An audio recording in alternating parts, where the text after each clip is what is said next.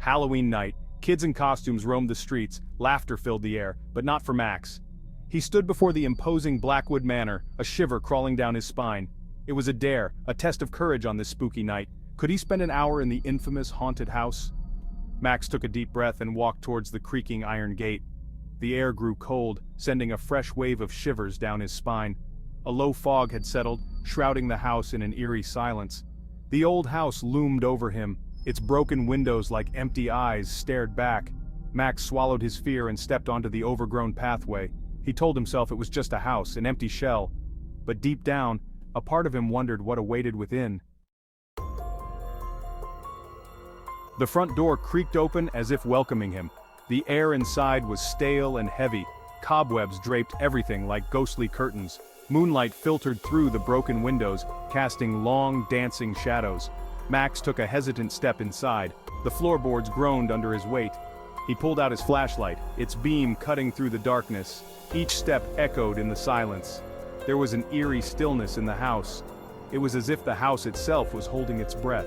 He reached out to touch a dusty portrait on the wall, its eyes seeming to follow him. Max quickly withdrew his hand, his heart pounding in his chest. He told himself it was just his imagination, but the feeling of being watched lingered. Max ventured deeper into the house, each room as dilapidated as the last. A sudden sound, like whispers, made him turn sharply. But the room was empty. The sound seemed to be coming from the walls themselves. He shone his light on the walls, revealing faded wallpaper and nothing more. His heart pounded in his ears. He continued his exploration, the silence broken only by the sound of his own footsteps.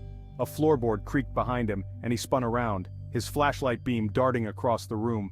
A cold draft brushed against him, sending a shiver down his spine. He could have sworn he saw a fleeting shadow vanishing around the corner. He hesitated, torn between fear and curiosity. Section 4. The Figure in the Mirror. He found himself in a grand old room, dominated by an enormous, ornately framed mirror. The mirror was tarnished with age, its reflection clouded and distorted. As Max stared at it, he noticed a figure appear behind him in the reflection, tall and gaunt, with eyes that glowed an eerie green. He whirled around, his heart racing, but there was nothing there. The room was empty. Had he really seen something, or was his imagination playing tricks on him? He took a step back from the mirror, his breath catching in his throat. The figure in the mirror moved too, mimicking his actions. It was then that he noticed the figure wasn't looking at him, it was looking at something else in the room. Section 5. The Attic's Secret. Max's eyes followed the gaze of the figure in the mirror. It was fixed on a small, almost unnoticeable door hidden behind a tapestry. Curiosity overcoming his fear, he pulled the tapestry aside, revealing a narrow staircase leading to the attic. He took a deep breath and started to climb, each step creaking a protest. The attic was dark and dusty, filled with forgotten furniture and cobwebs thick as curtains. And then he saw it. A small figure huddled in the corner, shrouded in shadows. As he approached, the figure slowly turned, revealing a young boy, no older than 10, with sad eyes and a mischievous smile. In his hand he held a small, ornate hand mirror, the twin to the one downstairs. The boy looked at Max and spoke, his voice a mere whisper. "Thank you for letting me play." Section 6. The Final Twist. The boy's image flickered and he vanished, leaving Max alone in the dusty attic. He looked down at the hand mirror on the floor where the boy had been. Picking it up, he saw his reflection, and behind him, a fleeting glimpse of the boy waving. He wasn't a ghost, Max realized. He was trapped, somehow bound to the mirror. Max carefully tucked the hand mirror into his pocket.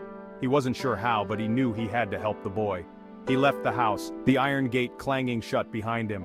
The haunted house didn't seem so scary anymore. It held a sadness, a mystery that Max was now determined to solve. This Halloween night, he hadn't just braved a haunted house. He had stumbled upon a secret, and it was a secret he wouldn't soon forget.